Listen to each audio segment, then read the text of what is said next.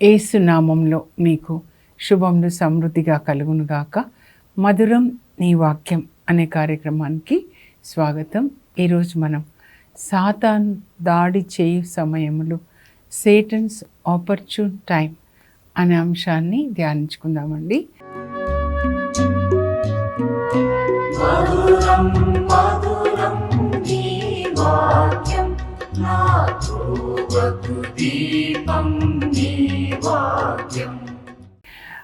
ఏ సమయంలో సాతాను మన మీద దాడి చేస్తాడు మనం తెలుసుకొని, సాతాను టక్కరి జిత్తులేంటో తెలుసుకొని మనం జాగ్రత్తగా ఉండాలి అనే ఉద్దేశంతో మరి ఈ మెసేజ్ మీ ముందుకు తీసుకొని రావడం జరిగిందండి. మనం లూకా సువార్త 4వ అధ్యాయం చూసినట్లయితే, యేసు ప్రభు పరిశుద్ధాత్మని పొందిన తర్వాత ఆత్మ వలన ఆయన ఎడారికి కొనిపోబడతాడు. అక్కడ 40 దినములు ఆయన ఉపవాసం చేసిన తర్వాత సాతాను శోధిస్తాడండి. 3 శోధనలు తీసుకొని వస్తాడు. ఆ 3 శోధనలు కూడా యేసు ప్రభు దేవుని యొక్క వాక్యంతో జయిస్తారు. జయించిన తర్వాత లూకా 4:12 అండి, ఇలా అనేక విధముల శోధించిన పిదప సాతాను తగిన సమయమునకై మళ్ళా తగిన సమయం వచ్చినప్పుడు యేసు ప్రభుని దాడి చేయాలి అని ఆ ప్రభుని విడిచిపెట్టి వెళ్ళాడు అని ఉంటుందన్నమాట. సో ఇప్పుడు మొదటి శోధన మనం చూస్తే, అక్కడ నీవు దేవుని కుమారుడు అయినచో ఈ రాళ్లను రొట్టెలుగా మార్చుకొని నీ ఆకలి తీర్చుకో. అంటే దేవుని చిత్తానికి వ్యతిరేకంగా, అవుట్ సైడ్ గాడ్స్ విల్ అనమాట. నువ్వు అద్భుతాలు చెయ్యి నీ కొరకు అని. నువ్వు దేవుని కుమారుడే కదా, నీకు శక్తి ఉంది కదా అని, నీకు ఆకలేస్తుంది, 40 దినాలు ఉపవాసం చేసావని.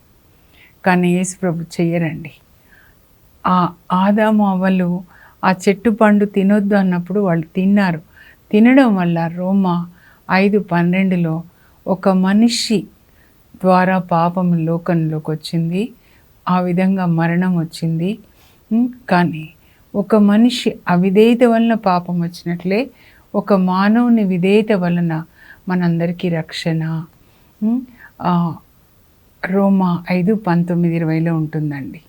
సో మనం దేవుని యొక్క చిత్తం చేస్తూ ఉన్నప్పుడు అందరికీ కూడా మనం ఆశీర్వాదకరంగా మారుతామండి. అబ్రహాం దేవునికి విధేయించాడు కనుకనే చూడండి ఈరోజు మనకి బైబిల్ గ్రంథం ఉంది. ఆ వంశంలోనే యేసు ప్రభు పుడతారు. మరియ తల్లి దేవుని చిత్తానికి తల వంచారు. యోసేపు, అందరూ కూడా దేవుని చిత్తం చేయడం వల్ల లోకంలో అందరికీ మేలు జరుగుతుందన్నమాట. కానీ సొంత చిత్తం చేసినప్పుడు వాళ్ళు శాపంగా మారి లోకాన్ని కూడా శాపాన్ని తీసుకొని వస్తారు. ఉదాహరణ ఆదాము అవ్వలు అన్నమాట. నీవు ఈ రాళ్ళు రొట్టెలుగా మార్చుకొని నీ ఆకలి తీర్చుకో దేవుని కుమారుడైతే. అప్పుడు యేసు ప్రభు ఏం చేశారంటే, తన హృదయంలో తండ్రి దేవుడు ఉన్నారండి. తండ్రి దేవుడు చెప్తారు యేసు ప్రభుతో, నో మై సన్, నో, నువ్వు ఈ విధంగా మాట్లాడు. అప్పుడు దేవుని యొక్క వాక్యంతోనే సాతాను శోధనని జయిస్తారు. మానవుడు కేవలం రొట్టె వలన కాక దేవుడు వచించు ప్రతి వాక్కు వలన జీవిస్తాడు. అంటే దేవుని యొక్క వాక్యం ద్వారా సాతాన్ని జయిస్తాడు. అయితే దేవుని యొక్క చిత్తం అన్నమాట, ఈ వాక్యంతో నువ్వు సాతాన్ని జయించు అని. తన సొంత ఆకలి తీర్చుకోవడానికి అద్భుతం చేయలేదు, కానీ తన సొంత చిత్తం చేయలేదు. ఇక్కడ పాయింట్ ఏంటంటే, యేసు ప్రభు తన సొంత చిత్తం చేయలేదు, తండ్రి చిత్తాన్ని చేశాడనమాట. అది ఆయన ఎప్పుడు ఒకటే మాట్లాడతారండి, నేను ఈ లోకానికి వచ్చింది నా ఇష్టం చేయడానికి కాదు, నా తండ్రి చిత్తం చేయడానికే, నన్ను పంపిన వాని చిత్తం చేయడానికి ఈ లోకానికి వచ్చానని యోహాను 6:38లో చెప్తాడనమాట. అక్కడ సాతాను తెచ్చిన 3 శోధనలు కూడా యేసు ప్రభు వాక్యంతో జయిస్తారండి. కాబట్టి మనం కూడా సాతాను ఆత్మ, మరి పడిపోయిన ఆత్మ, అపవిత్ర ఆత్మ కదా, మనం ఈ సాతాన్ని ఆత్మ ఖడ్గం అంటే వాక్యం అనే ఖడ్గంతో సాతాన్ని జయించాలి. యేసు ప్రభు నుంచి మనం నేర్చుకోవాలన్నమాట. అయితే ఈ 3 శోధనలు యేసు ప్రభు జయిస్తారు, అప్పుడు సాతాను వెళ్ళిపోతాడు. కానీ మళ్ళా తగిన సమయంలో రావాలని. ఎప్పుడెప్పుడు వస్తాడు? మీరు బైబిల్ చదువుతుంటే యేసు ప్రభుని శోధిస్తూ ఉంటాడు రిలీజియస్ లీడర్స్ ద్వారా, లేకపోతే ధర్మశాస్త్ర బోధకులు పరిసయ్యుల ద్వారా శోధిస్తూ ఉంటాడు. నువ్వు నిజంగా దేవుని దగ్గర నుంచి వస్తే ఒక గుర్తు చూపించు అంటారనమాట. మత్తయి 16:1 యేసు ప్రభు చెప్తాడు, దుష్టులైన మీరు అడుగుతున్నారు ఒక గుర్తు, భ్రష్టులైన మీరు, అయితే యోనా గుర్తు తప్ప ఇంకొకటి మీకు ఇవ్వబడదు. యోనా ఎలా 3 రోజులు చేప కడుపులో ఉన్నాడో, మనుష్య కుమారుడు కూడా భూగర్భంలో 3 రోజులు ఉంటారు. తర్వాత యోనా బయటకు వస్తాడు, యేసు ప్రభు కూడా పునరుత్థానుడు అవుతాడనమాట. అయితే ఇక్కడ చూద్దామండి, సాతాను ఎలా మన మీద దాడి చేస్తాడంటే, మొదటిది మనకి క్లోజ్గా ఉన్న వాళ్ళ ద్వారా మన మీద దాడి చేస్తాడండి. ఎప్పుడు గుర్తుపెట్టుకోండి, మీకు ఎవరు క్లోజ్గా ఉంటారో వాళ్ళ ద్వారా అటాక్ చేస్తాడనమాట. మత్తయి సువార్త 16వ అధ్యాయం మనం చూద్దామండి. 20వ వచనం నుంచి చూస్తే 22, 23 వచనాలు అనమాట. యేసు ప్రభు ఏం చెప్తారంటే అక్కడ 16లో, అంతకుముందే పేతురుని ఆయన పొగడతాడనమాట. ఎందుకంటే నేను ఎవరు అని అనుకుంటున్నారు ప్రజలంటే, వాళ్ళు చెప్తారు ఒకరు ఏలియా అని, ఒకరు ఇర్మియా అని, ఒకరు అలా. మరి మీరేమనుకుంటున్నారంటే పేతురు వెంటనే చెప్తాడండి, you are the son of living God, you are the Messiah, నీవు సజీవ దేవుని కుమారుడవగు క్రీస్తు, you are the Christ son of living God. అప్పుడు యేసు మెచ్చుకుంటారు, షబాష్ అని చెప్తారనమాట. పేతురు, ఈ విషయం నీకు తెలియజేసింది రక్త మాంసములు కాదు, నా తండ్రి నీకు తెలియజేశాడు. నీ రాతి మీద నా సంఘాన్ని కడతాను, నేను నీకు పరలోకపు తాళపు చేతులు ఇస్తాను, నువ్వు భూలోకంలో ఏది బంధిస్తే అది పరలోకంలో బంధించబడుతుంది, భూలోకంలో ఏది విప్పితే అది పరలోకంలో విప్పబడుతుంది. అలా అని యేసుప్రభు పేతుని మెచ్చుకుంటారు. కొంతసేపటికి యేసుప్రభు ఏమంటారంటే, మనుష్య కుమారుడు అంటే నేను పెద్దల చేతికి అప్పగించబడి మరి శ్రమలు పొంది శిలువ మరణాన్ని పొందుతాను, ఆ తర్వాత మరణించి 3వ రోజు లేస్తాను, శిలువ మరణము నాకు అప్పగించబడతానని చెప్తే పేతురు ఏం చేస్తాడు తెలుసా? యేసు ప్రభుని పక్కకు తీసుకెళ్ళి, ప్రభు ఇది నీకు జరగకుండాను గాక, దేవుడు దీన్ని నీకు దూరం చేయుదురు గాక అనగానే యేసు ప్రభు ఏమంటారంటే, చీపో సాతాను, వెనక్కి వెళ్ళిపో, నీవు నా మార్గం నాకు ఆటంకంగా ఉన్నావు. నీ ఆలోచనలు మనుషులకి సంబంధించినవి కానీ దేవునికి సంబంధించినవి కాదు. చాలా ఆలోచిస్తే, మామూలుగా ఆలోచిస్తే పేతురు ప్రేమతోటి అంటున్నాడు అనమాట, మీకు శిలువ మరణం జరగకూడదని. అయితే ఆ పేతురు ద్వారా ఎవరు మాట్లాడారు? సాతాను మాట్లాడుతున్నాడు. ఎందుకంటే దేవుని చిత్తం ఏంటంటే యేసు ప్రభు శిలువ మరణం ద్వారా మనల్ని రక్షించాలి. యెషయా 53:10 ఆయన మరణం పాప పరిహార బలి అయింది. యేసు ప్రభు ఈ లోకంలో పుట్టిందే మన కొరకు శిలువలో మరణించడానికి, కానీ అది జరగవద్దు అని ఎవరంటున్నారు? సాతాను పేతురులోకి వెళ్ళి మాట్లాడుతున్నాడు. అందుకే పేతురు అనలేదు యేసు ప్రభు, చీపో పేతురు అనలేదు. చీపో సాతాను, వెనక్కి వెళ్ళిపో, get thee behind, you are a stumbling block to me అని. అంటే సాఫ్ట్ వర్డ్స్ ద్వారా, ప్రేమ ద్వారా సాతాను మనకి ప్రేమైన వాళ్ళ ద్వారా అడ్వైజ్ ఇస్తూ ఉంటాడండి. కొన్నిసార్లు మనసు బాగా లేదు అన్నారనుకోండి, పద హోటల్కి వెళ్దాం, పద తాగుదాం, పద ఇలా చేద్దాం, ప్రేమతోనే చెప్తుంటారు. వాళ్ళకు కూడా తెలుసో తెలీదో ఆ ఫ్రెండ్ మనసు బాగా లేదని. పేతురు కూడా తెలియదు యాక్చువల్గా. ఏంటంటే యేసు ప్రభు శ్రమ పడకూడదు, సాఫ్ట్ వర్డ్స్ అన్నమాట. Through soft words, through love, through logic words ఆయన మాట్లాడుతున్నాడు. కానీ యేసు ప్రభు తన దేవుని చిత్తంలో నుంచి ఆయన బయటికి రాలేదండి. అది చాలా ముఖ్యమైనది అన్నమాట. సాతాను యొక్క ప్రణాళిక ఎప్పుడు ఏంటనంటే మనం దేవుని చిత్తంలో ఎంటర్ కాకుండా ఉండడం అన్నమాట. Satan always blocks us from entering into God's plan అన్నమాట. అది మనం తెలుసుకోవాలండి. ఇంకా సాతాను ఎలా పనిచేస్తాడంటే, మనం అలసిపోయి ఉన్నప్పుడు, ఒంటరిగా ఉన్నప్పుడు మన మీద దాడి చేస్తాడండి. ఏలియాని తీసుకుందాము.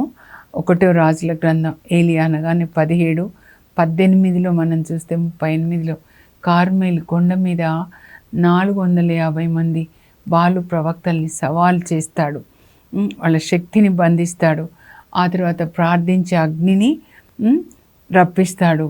అప్పుడు ఇజ్రాయేల్ ప్రజలందరినీ దేవుని వైపు తిప్పుతాడు. చాలా బాగుంటుంది. ఆ తర్వాత ఏలియా మరి ప్రార్థించినప్పుడు దేవుడు వర్షం ఇస్తారు 3.5 సంవత్సరాల తర్వాత. ఆ వర్షంలో అహబు రాజుకి దారి చూపించాలి కార్మెల్ కొండ నుంచి ప్యాలెస్కి అనమాట.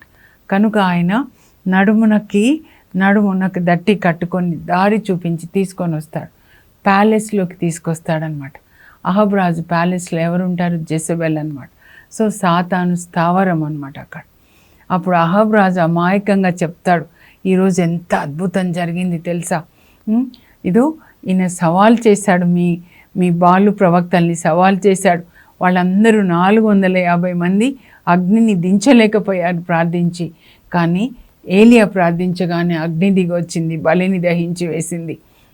ప్రజలందరూ కూడా యావే ఒక్కడే దేవుడు అని చెప్పారు అని సంతోషంగా చెప్తుంటే, ఆమె ఎవరండి? Jezebel, Satan's daughter, princess of the devil. Jezebel అంటే అర్థం అనమాట. ఆమె ముఖం ఇట్లా మారిపోతూ ఉంటుంది అనమాట. అప్పుడు ఏలియాకి భర్త ముందు ఏం చెప్పదు, కానీ తర్వాత సందేశాన్ని పంపిస్తుంది అనమాట. నువ్వు ఈరోజు నా ప్రవక్తల్ని చంపావు కదా, బాలు ప్రవక్తల్ని, రేపి పాటికి నిన్ను చంపకపోతే నా దేవతలు నా ప్రాణంని బలిగొందురుగాక. 1 రాజుల గ్రంథం 19:1. ఇంత కార్మెల్ కొండ మీద ఎంత ధైర్యంగా ఉన్నాడు, అంత ప్రార్థించాడు, వాళ్ళని సవాల్ చేశాడు, వాళ్ళ శక్తిని బంధించాడు. ఆయన ప్రార్థించినప్పుడు అగ్ని దిగి వచ్చింది, ప్రజలందరినీ దేవుని వైపు తిప్పుతాడు. కానీ ఇప్పుడు అలసిపోయి ఉన్నాడు, అక్కడ వాళ్ళని చంపేస్తాడు కదా, ఇంకా అలసిపోయి ఉన్నాడు. ఆ తర్వాత ప్యాలెస్లో అది సాతాను స్థావరం అనమాట. అక్కడ ఈయన ఒంటరిగా ఉన్నాడు. కార్మెల్ కొండ మీద ఆయనకి సపోర్టుగా ప్రజలు ఉన్నారనమాట. సో అలసిపోయినప్పుడు, ఒంటరిగా ఉన్నప్పుడు సాతాను దాడి చేస్తాడండి. అందుకే ఎప్పుడూ కూడా మనం దైవజనుల సహవాసంలో ఉండాలన్నమాట. అలసిపోయామనగానే దేవుని యొక్క వాక్యాన్ని చదువుతూ స్తుతి చేస్తూ దేవుని సన్నిధిని కలిగి ఉండాలి. ఎంత భయపడతాడంటే ఇంకా నేను నా ప్రాణాలు తీసేసుకుంటా, చనిపోతా అనుకుంటాడనమాట. దేవునితో అంటాడు, నా ప్రాణాలు తీసేసుకో, నేను ఇంకా బ్రతికి ఉండను. అంత డిప్రెషన్లోకి వెళ్ళిపోతాడండి. ఆ టైంలో మనం ఎప్పుడు దైవజనుల సహవాసంలో ఉండాలి. మీకు డిప్రెషన్ వచ్చింది, లేదా ఏదో మీకు భయం కలిగింది, అలసిపోయి ఉన్నారంటే దేవుని యొక్క సన్నిధిలో భారంచి అలసి సొలసి ఉన్న జనులారా, మీరు నా యొద్దకి రండి, నేను మీకు విశ్రాంతి ఇస్తాను. ఆ తర్వాత సంసోన్ని చూద్దామండి. ఎప్పుడు సాతాన్ దాడి చేస్తాడంటే మనము విసిగి వేసారిపోయినప్పుడు అన్నమాట. సంసోన్ న్యాయాధిపతుల గ్రంథంలో 16వ అధ్యాయం అండి, 16, 17 వచనాలు అన్నమాట. అక్కడ సంసోన్ చరిత్ర మనం చూస్తే న్యాయాధిపతులు 13 నుంచి 16 వరకు. సంసోన్ అనగానే ఏంటి తెలుసా?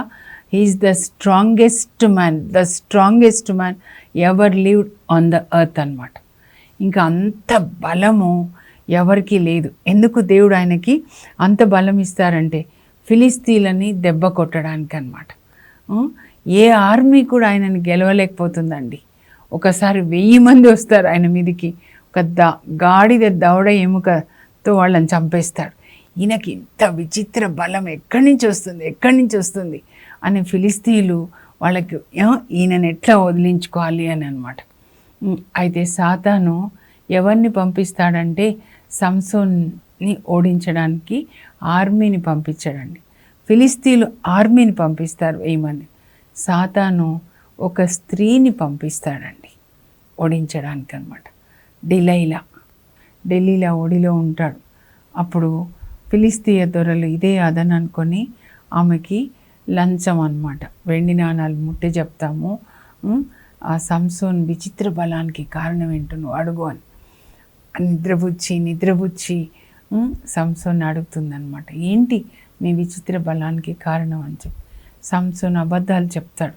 పచ్చి తాళ్లతో నన్ను కట్టేస్తే నా బలం పోతుందని. అలాగే ఫిలిస్తీన్లకు అప్పచెప్తుంది, వాళ్ళు పచ్చి తాళ్లతో కట్టేస్తారు. అప్పుడు ఇలా అనగానే ఆ తాళ్ళన్నీ కూడా నిప్పంటుకున్నట్లుగా అవి తెగిపోతాయి అన్నమాట. ఆ తర్వాత మళ్ళా ఈమె దగ్గరికి వస్తాడు. ఫిలిస్తీన్లకు అప్పచెప్పింది కదా, అప్పుడైనా ఆయనకి తెలియాలి. కానీ మళ్ళా వస్తాడు. మళ్ళా లాలించి మీరు నాకు అబద్ధం చెప్పారు పోయినసారి, అసలు మీ బలానికి కారణం ఏంటి అంటే క్రొత్త తాళ్లతో నన్ను కట్టేస్తే నా బలం పోతుందంట. అలాగే నిద్రపుచ్చి ఫిలిస్తీన్లకు అప్పచెప్తుంది. వాళ్ళు ఇంకా క్రొత్త తాళ్లతో కట్టేస్తారు. అదిగో ఫిలిస్తీన్లు నీ మీదకి వస్తున్నారు అనగానే ఇలా అనుకుంటాడు, ఆ తాళ్ళు తెగిపోతాయి. మళ్ళా ఆమె దగ్గరికి వస్తాడు. మీరు ఎప్పుడు నాతో అబద్ధాలు చెప్తున్నారు, మీ బలానికి కారణం చెప్పండి అంటే నా తల 7 జడలు వేసి, ఎందుకంటే మంగలి కత్తి తాకదు కదండి, చాలా హెయిర్ ఉంటుంది అన్నమాట. నా తల 7 జడలు వేసి మగ్గానికి కడితే నా బలం అంతా కూడా పోతుంది. అలాగే నిద్రపుచ్చి ఫిలిస్తీన్లకు అప్పచెప్తే వాళ్ళు ఆయనను అలా చేస్తారు. కానీ అప్పుడు కూడా తెంపుకుంటాడు అనమాట. ఇంకా మళ్ళా వస్తాడు 4వసారి అనమాట అమ్మ దగ్గరికి. అమ్మ అంటుంది, 3 సార్లు అబద్ధం చెప్పావయ్యా, ఈసారి చెప్పు, నీ బలానికి కారణం ఏంటో చెప్పని దినము రాత్రి వేధిస్తుందంటండి. ప్రతిరోజు వేధిస్తూ ఉందన్నమాట. She was nagging, she wept, ఏడుస్తూ ఉంది, వేధిస్తూ ఉంది. అక్కడ ఏమని రాయబడి ఉందంటే సంసోను విసిగిపోయాడంట. అంత వేధిస్తుంది అనమాట, దినం రాత్రి చెప్పు చెప్పు చెప్పు చెప్పు అని. ఇంకా విసిగిపోయి ఆమె పోరు పడలేక అప్పుడు ఆయన తన బలానికి రహస్యం చెప్తాడు. మంగలి కత్తి పుట్టినప్పటి నుంచి కూడా మంగలి కత్తి నా తలని తాకలేదు, మంగలి కత్తి తాకి వెంట్రుకల్ని కత్తిరిస్తే నా బలం పోతుంది. ఎవరితో పంచుకోకూడని రహస్యాన్ని ఒక ఢిల్లీల దగ్గర వెళ్ళి పంచుకుంటాడండి. ఇంకా చాలా తీయగా మాటలు చెప్పి నిద్రపుచ్చి ఫిలిస్తీన్లను పిలుస్తుంది. ఇప్పుడు రండి, ఇప్పుడు చెప్పేశాడు, తనకు తెలిసిపోతుంది అన్నమాట. ఎందుకంటే వెంటనే చెప్పలేదు, విసిగి వేసారి అప్పుడు చెప్తాడనమాట. బలము ఇక్కడ ఉందంట ఈయన వెంట్రుకల్లా. అప్పుడు వాళ్ళు ఏం చేస్తారు, ఫిలిస్తీన్లు ఆయనని బంధించి తల గుండు కొరికిస్తారండి. తర్వాత కళ్ళు తీసేస్తారు. ఈ కళ్ళతో ఎంతమంది స్త్రీలను చూసాం. సాతానికి ఏ భాగాన్ని అప్పచెప్తామో పాపం చేయడానికి సాతాను ఆ అవయవాలు తీసుకుంటాడండి. కళ్ళు ఇట్లా తీసేస్తే ఎట్లా ఉంటుంది చూడండి. దేవుడు అభిషేకించబడిన ఒక బిడ్డ నాజరేయుడు. ఆ తర్వాత ఏం చేస్తారంటే ఎద్దులాగా ఉన్నావని నూనె గానుగ ఎద్దులు తిప్పుతాయి చూడండి, ఎద్దుల్ని తీసేసి ఈయన మెడ మీద ఆ కాడిని పెట్టి జీవితాంతము కూడా సంసోను ఆ నూనె గానుగని తిప్పాడంటండి. చూసారా, విసిగి వేసారినప్పుడు కొంతమంది నేను చూశాను కూడా, పిల్లలు విసిగించి సైన్ చేస్తావా లేదా అని ఆస్తిపాస్తులు అన్నీ లాక్కున్నప్పుడు ఏమీ లేక ఇక్కడ అక్కడ గుడి ముందు కూర్చొని పుస్తకాలు అమ్ముకునే వాళ్ళని అలా చూశానండి. విసిగిపోయి అన్నమాట. మనం తెలుసుకోవాలి ఎవరి ద్వారా ఎవరు మనల్ని విసిగిస్తున్నారు, ఏ స్త్రీ విసిగిస్తుంది, లేకపోతే ఎక్కడ మీరు పనిచేసే చోట ఎక్కడ ఎవరు విసిగిస్తున్నారో ఆ వ్యక్తుల దగ్గరికి మీరు వెళ్ళకూడదండి. ఎన్నిసార్లు రక్షిస్తాడు దేవుడు సంసోన్ని. గాజా వెళ్ళినప్పుడు అక్కడ వేశ్య దగ్గరికి వెళ్తాడు, అప్పుడు రక్షిస్తాడు 16వ అధ్యాయంలో. ఇప్పుడు ఈమె దగ్గరికి ఎన్నిసార్లు వస్తాడు చూడండి, ఎన్నిసార్లు మోసం చేస్తుంది, అయినా కూడా మరలా వెళ్తాడనమాట. కనుక మనం చాలా జాగ్రత్తగా ఉండాలండి. కానీ దేవుని యొక్క మహాకృపని బట్టి జీవితాంతము ఆయన నూనె గానుగా తిప్పాడు అంటే ఎంత అవమానం అండి ఒక దైవజనుడు కదా. ఆయన ఎప్పుడూ కూడా తన అభిషేకాన్ని గౌరవించలేదండి. Samson never respected his anointing. దేవుడు మనకిచ్చిన అభిషేకాన్ని మనం గౌరవించాలి, మన దేహాన్ని మనం గౌరవించాలి. మనం గౌరవించకపోతే దేవుడు ఎలా గౌరవిస్తాడు? ఆ ఫిలిస్తీన్ల దగ్గర నూనె గానుగ రోజు తిప్పుతున్నాడు, గుడ్డివాడైపోయాడు. వాళ్ళ పండుగ అప్పుడు ఆ దేవాలయంలో ఆయనని సర్కస్ ఫీట్స్ చేయమంటారండి. చేసిన తర్వాత అలసిపోయి ఒక బాబుని అడుగుతాడు, ఆయన నడిపించుకొని పోయిన బాబుని ఈ ఈ దేవాలయానికి మూల స్తంభాలు ఎక్కడున్నాయి, కొంతసేపు రెస్ట్ తీసుకుంటా అంటాడు. ఆ బాబు నడిపించుకొని పోతాడు. అప్పుడు ప్రార్థన చేస్తాడండి. న్యాయాధిపతుల గ్రంథం 16:38 అప్పుడు ప్రార్థన చేస్తాడు, ఒక్కసారి నన్ను జ్ఞాపకం చేసుకోయ్యా, నువ్వు పిలిచిన పిలుపులో నుంచి నేను తప్పిపోయాను, నేను తప్పే చేశాను, కానీ కనీసం మరణిస్తూ అయినా నీ యొక్క పిలుపులోనికి రావాలి. నువ్వు ఏ పని కొరకు నాకు ఈ బలం ఇచ్చావో నేను ఆ పని చెయ్యాలి, మరణిస్తూ నేను చెయ్యాలి, నన్ను జ్ఞాపకం చేసుకో, నన్ను మన్నించు అని అడుగుతాడండి. కరుణామయుడైన దేవుడు ఆయనకి మళ్ళా పరిశుద్ధాత్మనిస్తాడు. దేవుని యొక్క ఆత్మ ఆయనను ఆవేశిస్తుంది, మరలా బలం వస్తుంది. అప్పుడు ఆ 2 మూల స్తంభాల మీద చేతులు పెట్టి వాటిని ఇట్లా గట్టిగా నెట్టినప్పుడు దేవాలయం అంతా కూలిపోయి 3,000 మంది చనిపోతారండి. చాలా జాగ్రత్తగా ఉండాలి. ఎవరి ద్వారా సాతాను మిమ్మల్ని దాడి చేస్తున్నాడు. యేసుప్రభుని చూస్తే పేతురు, తనకి ఇష్టమైనటువంటి పేతురు ద్వారా అన్నమాట. ఇది దేవుని చిత్తమా కాదా అని బైబిల్ జ్ఞానం ఉండాలి. ఏలియా ఎంత గొప్ప దైవజనుడండి. ఒంటరిగా ఉన్నాడు, అలసిపోయి ఉన్నాడు. జెజబెల్ ప్యాలెస్లోకి వెళ్ళాడు. మనం ఎక్కడంటే అక్కడికి వెళ్ళకూడదు. అలసిపోయి ఉన్నప్పుడు దేవుని సన్నిధిలో మనం ఉండాలి. నిరాశలో ఉన్నప్పుడు ఇతర దైవజనుల సహవాసంలో, ఫెలోషిప్లో ఉండాలి. దేవుని స్తుతిస్తూ ఉండాలి. వాళ్ళు మన చుట్టూ దైవజనులు ఉన్నారనుకోండి, వాళ్ళ అభిషేకం మనల్ని కాపాడుతూ ఉంటుంది అన్నమాట. అలాగే సంసోను దైవజనుడు, ఆమె దగ్గరికి వెళ్ళొచ్చా? డెలీలాలు ఉన్నారు, జాగ్రత్త, డెలీలా ఒడిలో, పాము నీడలో అనిపిస్తుంది అన్నమాట. కానీ ఎన్నిసార్లు దేవుడు కాపాడినా ఆయనకి తెలియలేదండి. అయినా కూడా దేవుడు తన మహాకృపని పట్టి ఆయనను కాపాడుతాడనమాట. కనుక మనం ఏ స్త్రీ మిమ్మల్ని విసిగిస్తుంది, ఏ సైన్ చేయమని, లేకపోతే ఇంకొకటి ఏదైనా కావచ్చు, అలాంటి సమయాలు, అలాంటి వాళ్ళ దగ్గర మనం వెళ్ళొద్దు. ఎవరితో ఉండాలంటే మీరు ఆత్మలో ఎదగడానికి సహాయపడేవాళ్ళు, దేవునితో కనెక్ట్ చేయడానికి సహాయపడే వాళ్ళ యొక్క ఫెలోషిప్, వాళ్ళ సహవాసంలో ఉండాలి. ముఖ్యమైనవి నేను చదువుతానండి, మీరు స్క్రీన్ మీద చూడండి. సాతాను దాడి చేయు సమయంలో, సేటన్స్ ఆపర్చున్ టైం. సాతాను మనకు ప్రియమైన వారి ద్వారా దాడి చేస్తాడు. Devil attacks through human love and also soft words. పేతురు ద్వారా మరి సాతాను యేసుప్రభుని శోధిస్తాడనమాట. అలాగే మనం అలసిపోయినప్పుడు, ఒంటరిగా ఉన్నప్పుడు సాతాను దాడి చేస్తాడు. ఏలియా విషయంలో జెజబెల్ ఆయనను బెదిరిస్తుంది ఏలియా ఒంటరిగా ఉన్నప్పుడు. ఇంకా అలాగే సంసోన్ మనం చూసినట్లయితే, మనం విసిగిపోయిన సమయంలో సాతాను దాడి చేస్తాడు. ఆ డెలీలా విసిగిస్తూ ఉంటుందన్నమాట.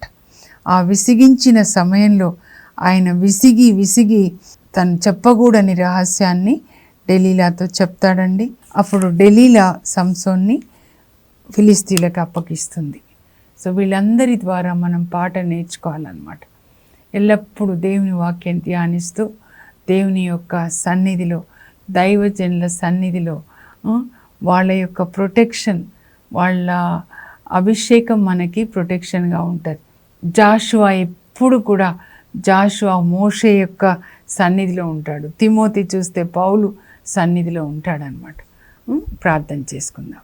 పరలోకపు మా తండ్రి, నీ పరిశుద్ధ నామమునకు స్తోత్రం కలుగును గాక.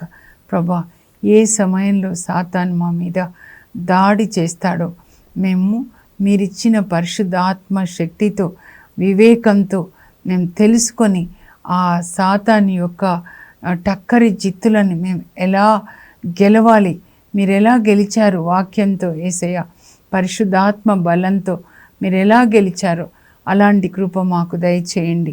ఎల్లప్పుడూ మేము వాక్యాన్ని ధ్యానించుకుంటూ ఏది దేవుని చిత్తమో తెలుసుకొని దేవుని చిత్తంలో నుంచి ప్రక్కకి రాకుండా ఉండడానికి మాకు కృప దయచేయండి. యేసు నామంలో అడుగుచున్నాం తండ్రి, ఆమేన్. ఎల్లప్పుడూ కూడా వాక్యం ధ్యానిస్తూ దేవుని చిత్తంలో ఉన్నప్పుడు, యేసు ప్రభులాగా దేవుని చిత్తం చేసినప్పుడు మనం సాతాను యొక్క టక్కరి జిత్తులని గెలవగలుగుతామండి. సాతాను శోధనలని జయించగలుగుతాం. God bless you. Have a blessed day.